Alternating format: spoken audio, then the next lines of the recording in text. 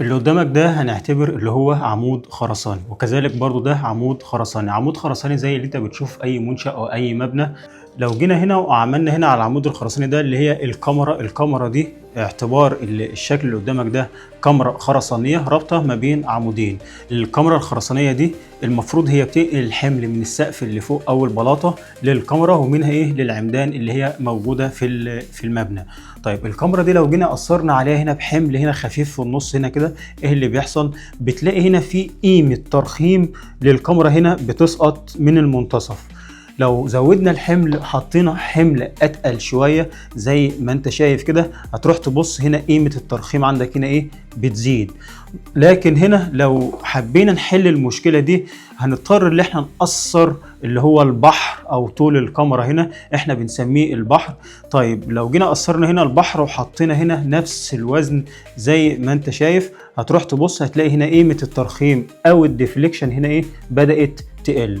لكن انا هنا بضطر في المنشآت الخرسانيه عموما اللي انا عايز البحر بتاعي يكون كبير، وبرضه اقصر عليه بنفس الحمل او حمل يكون اكبر من كده. فبنلجأ هنا اللي احنا نعمل بنلجأ اللي احنا نغير ابعاد القطاع بتاع الكاميرا اللي هو العمق او الدبس، والعرض اللي هو بنقول عليه العرض الفعال. طبعا مش هنتكلم عن انواع الديفليكشن اللي بيحصل لونج تيرم او شورت تيرم، احنا بنوضح الموضوع بشكل مبسط.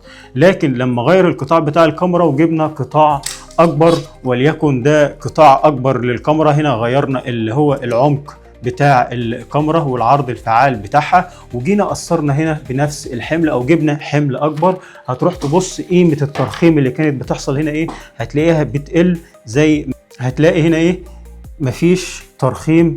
لو حطينا برضو وزن تاني او وزن تالت برضو كذلك هتلاقي هنا قيمة الترخيم برضو بدأت تقل. الموضوع كله هنا بيعتمد هنا على تأثير الوزن او الحمل على البلاطة الخرسانية او الكاميرا في المنتصف.